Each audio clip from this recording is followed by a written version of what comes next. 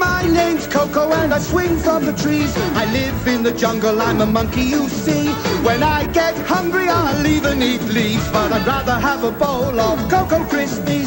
I help myself often and I try to say please, but I'm faster than the others saying cannot catch me. Oh yeah. Kellogg's Cocoa Krispies taste so chocolatey delicious. It's hard to believe they're part of a complete breakfast, but they are. Keep your eyes open and a monkey you'll see. I'd always like a bowl of Cocoa Krispies.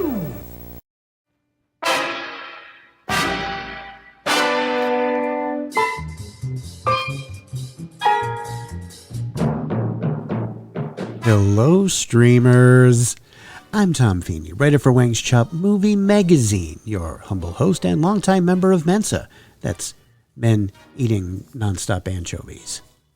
Welcome to We All Die Streaming. This is a return to the original intent of the Deep Dive podcast, to find the most unusual, interesting, and just plain crazy offerings on streaming media services.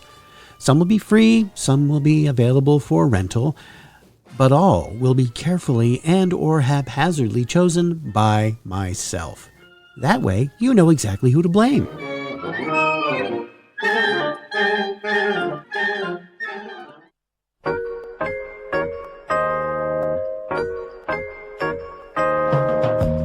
This episode, we dive into what could be described simply as simian cinema, or films that prominently display our closely related cousins, those pesky primates. Now, because most moviegoers have at least a passing knowledge of your more famous monkey movies, we will bypass the Kongs, the Many Planets of Apes, and Mighty Joe Youngs.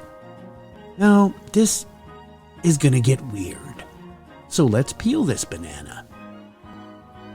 First, though, as always, a little history lesson. When it comes to our hirsute cousins, well, they've been right by our side since the creation of the motion picture. Inventor and opportunist Thomas Edison's earliest kinetoscope reels included trained animal acts.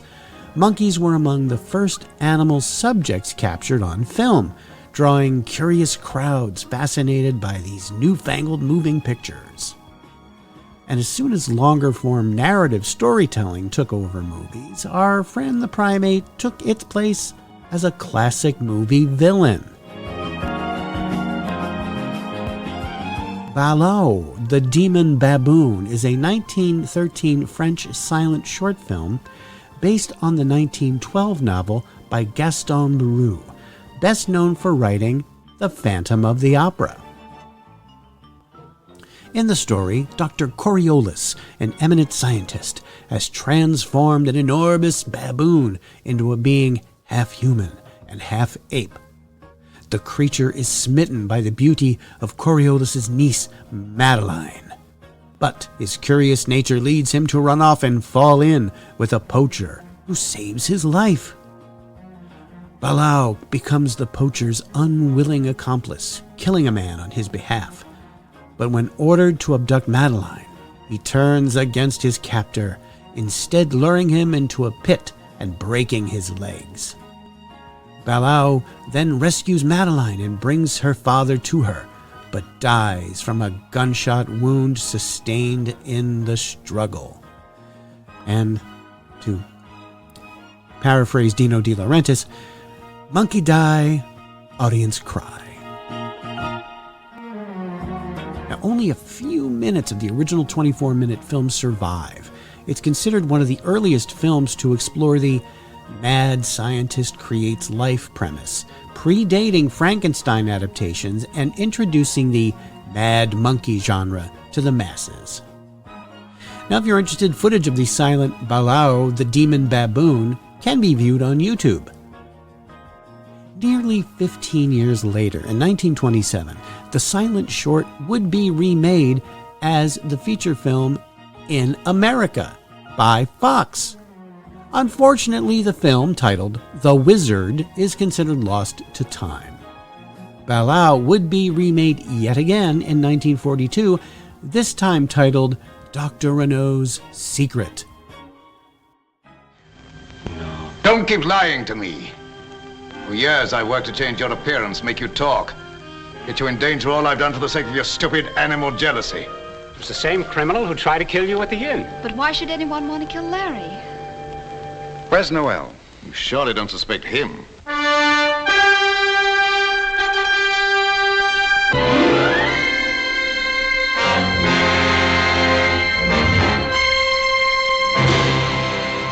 Thankfully, that version is not lost and can also be seen on YouTube.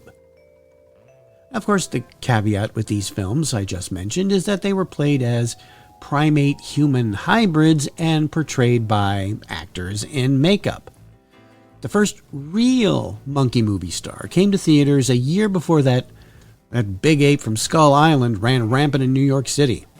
The one I'm referring to was a lot smaller and hung out with some weird dude in a loincloth.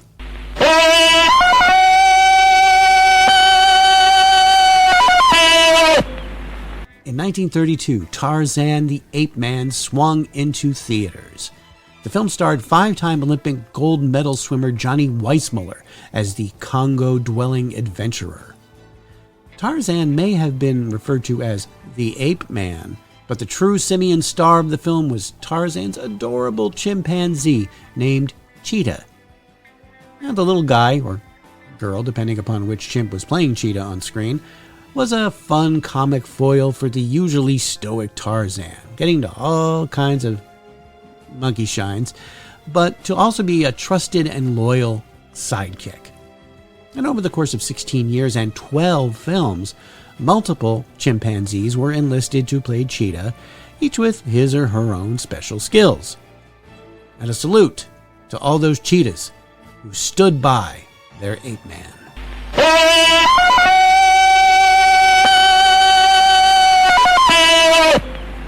Okay, let's switch gears for a moment.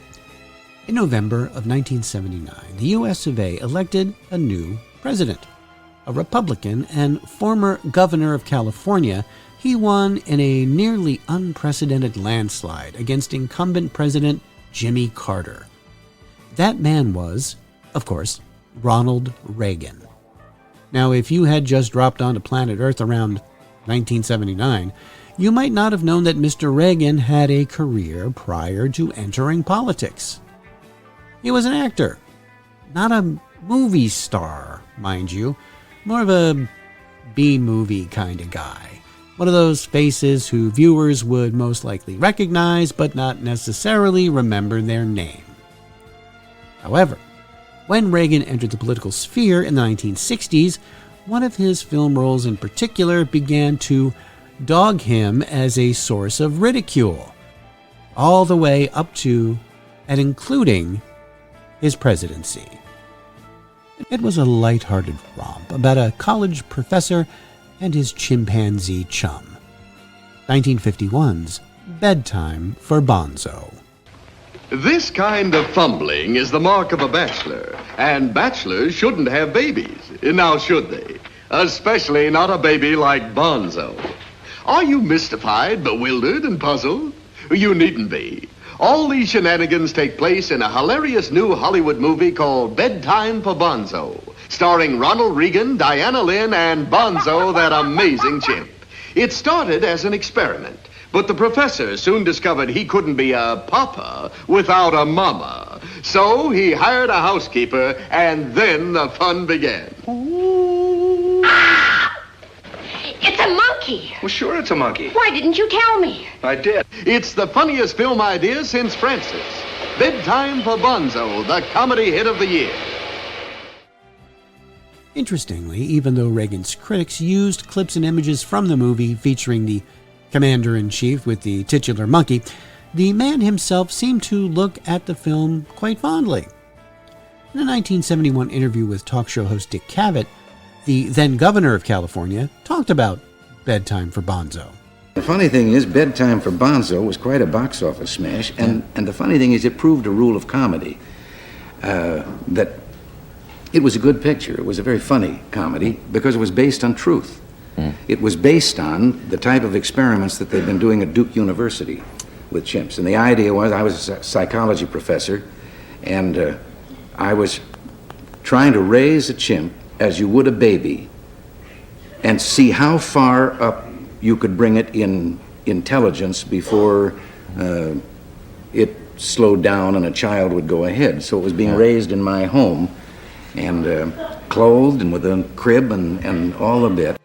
Reagan's chimpanion in the film, Bonzo, was beautifully portrayed by venerated British actor Sir Edward Pilkington. Now, of course, that's not true. It was an actual chimpanzee. According to sources at the time, its name was either Peggy or Tamba. That part is true. And there was a sequel, by the way. Bonzo Goes to College. And no, not the University of Phoenix. Yes, it's as dumb as you'd expect. Bonzo becomes the quarterback of a college football team. Smartly, Ronald Reagan and every other cast member passed on being in Bonzo Goes to College. By the way, both Bonzo movies are available to watch on YouTube as of this recording. So let's leave the golden age of Hollywood behind and move ahead to the totally awesome 1980s.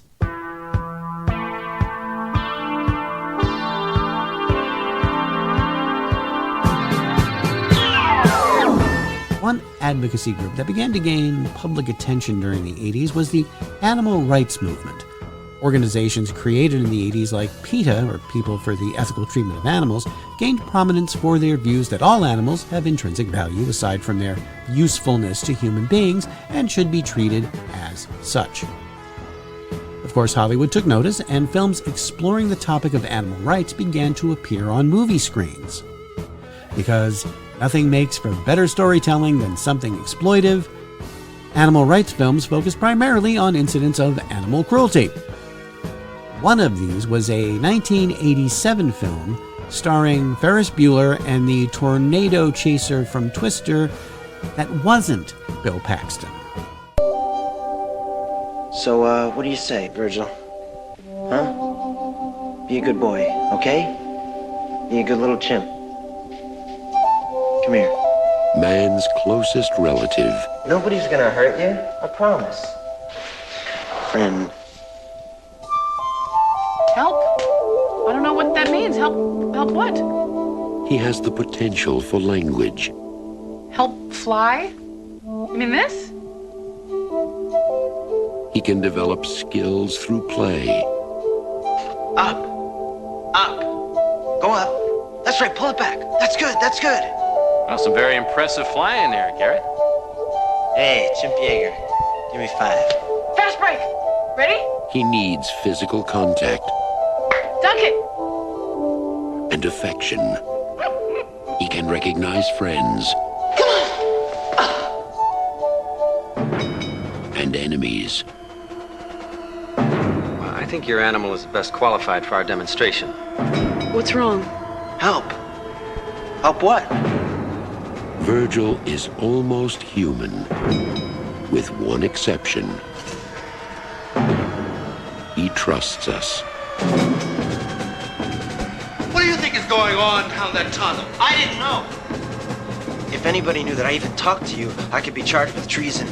Evacuate chamber. They're not taking Virgil away. There's nothing you can do about it, man. How fast can you get him out of here? Starting countdown with 10, 9. Well, what is his clearance? I mean, what is his security clearance? What is his clearance? What is your clearance? 3. Let's get the hell out of here. Garrett, what the hell are you doing? Evacuate the area.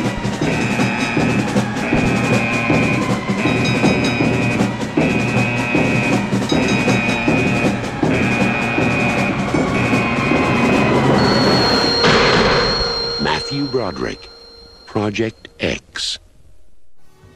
Project X follows young Air Force pilot Jimmy Garrett, assigned to a secretive research project involving chimpanzees exposed to lethal radiation in flight simulators.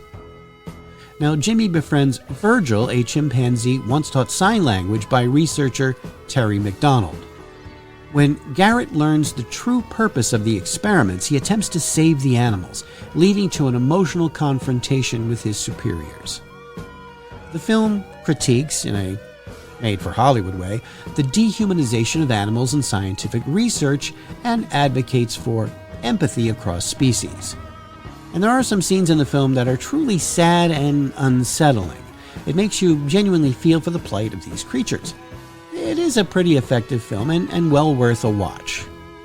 Now, the chimpanzee actor was named Willie and became something of a lightning rod for controversy after Project X was released. Rumors from the film's set alleged that the animal actors had been abused during the production. I don't want to go into any details here, but the accusations were very serious. The rumors caught the attention of one of Hollywood's most ardent supporters of animal rights, longtime host of game show The Price is Right, Bob Barker. According to an article in the June 1987 edition of the Los Angeles Times, Barker charged that the chimpanzees in the movie Project X were being abused. Barker stated that he had an eyewitness account of someone who witnessed the abuse. The American Humane Association, which was present during the production of Project X, filed a $10 million defamation suit against Barker, arguing that the animal cruelty claims were based solely on hearsay. Years later, in 1994, despite Barker's objections, his insurance company settled the lawsuit for $300,000. As it turns out, after an investigation by the city of Los Angeles, those claims may have actually had merit. Ultimately, though, no one was ever charged in the matter. A year after the release of Project X, another film featuring an adorable monkey was released. In this case, however, the cute little primate didn't exactly stay adorable. Once there was a man whose prison was a chair. The man had a monkey. They made the strangest pair. Jeff, what is it? The monkey ruled the man. It climbed inside his head. Stop it! And now, as fate would have it, one of them is dead. Monkey Shines, an experiment in fear. Rated R. Starts Friday, July 29th at a theater near you.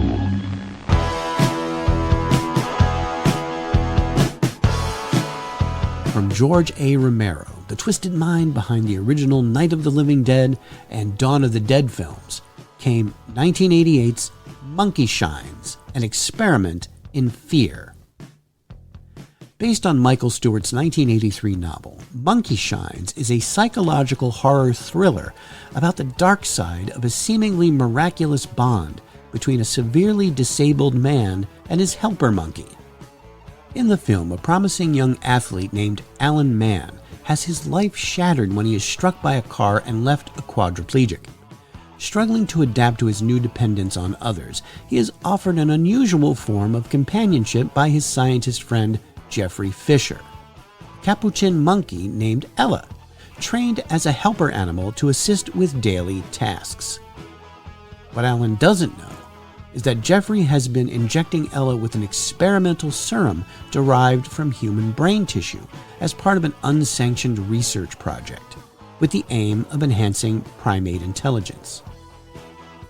As Ella and Alan grow emotionally close, their bond becoming somewhat deeper and more unsettling than mere owner and pet, it becomes apparent that Ella has developed the ability to sense and act upon Alan's suppressed rage and frustration. The monkey begins carrying out violent acts against the people in Alan's life who anger or threaten him, including his overbearing mother, his ex-girlfriend, and his cruel live-in nurse.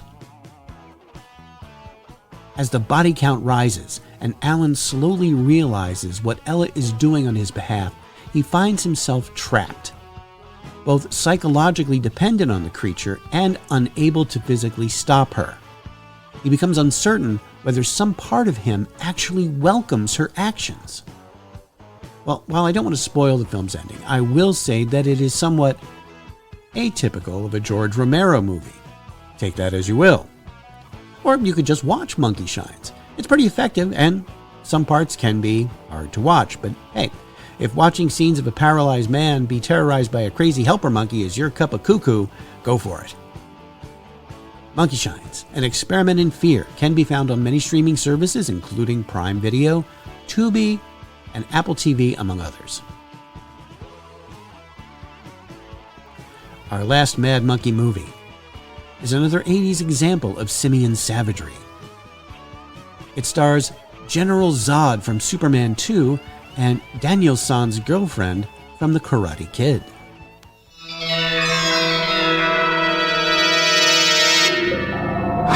For centuries, the link between man and the primates has been shrouded in darkness, surrounded by mystery. Dr. Phillip is expecting me. Now, one man has closed the gap, Well, he's a different kind of intelligence. forged the link, It's different, all right. and discovered what has always been missing. Don't get involved in their squabbles. They sort them out. Link, what happened in here? Always forgive them, whatever they do. Don't ever let anything escalate. You alright? They killed Dennis. Link, I said stop pushing! Open the door now! We've got to outthink him. How?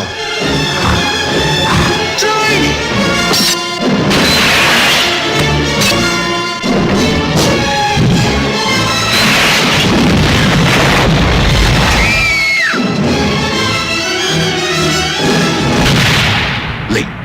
Man is no longer in control.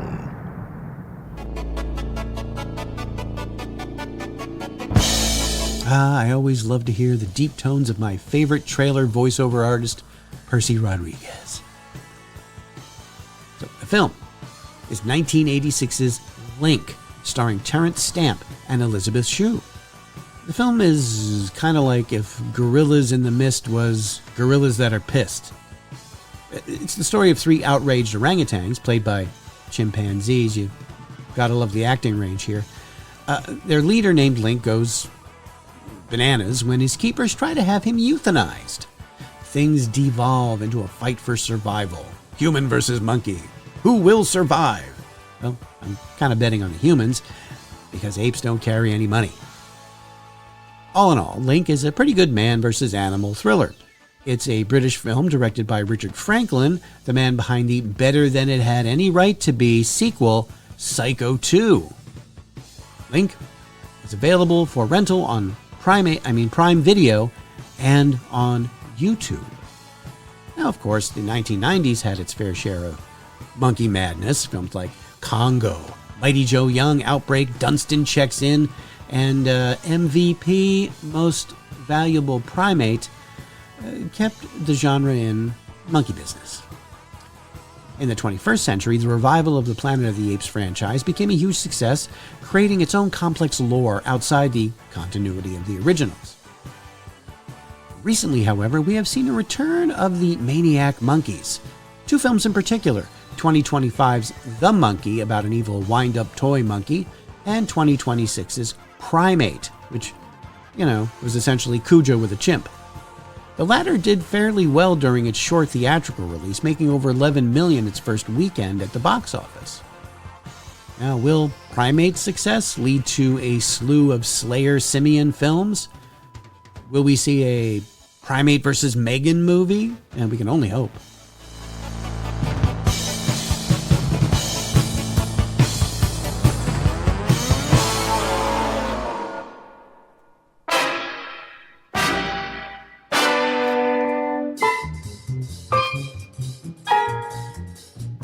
And thanks for listening. If this is the first time you're listening to the podcast, check out our past episodes available on almost all podcast providers. And please subscribe so you don't miss a single one. You can do all of those things at the Deep Dive Podcast at gmail.com. And please send us ideas for future editions of We All Die Streaming. Send us your pics, your personal faves, and the most messed up movies you've ever seen. And here's a shameless plug. The publication I write for, Wang's Chop, has a brand spanking new issue out right now. It is a massive collection of articles and reviews of the craziest cinematic creations ever unleashed on an unsuspecting public. And even better, I'm in it too. You can find Lucky Issue number 13 on Amazon.com right now. Available in both color and black and white editions. Remember, that's Wang's Chop, WENG''SCHOP. Ask for it by name. All clips used in this podcast are meant for educational purposes only and not to infringe on existing copyrights. We All Die Streaming is part of the Deep Dive Podcast family and a production of Automaton Studios.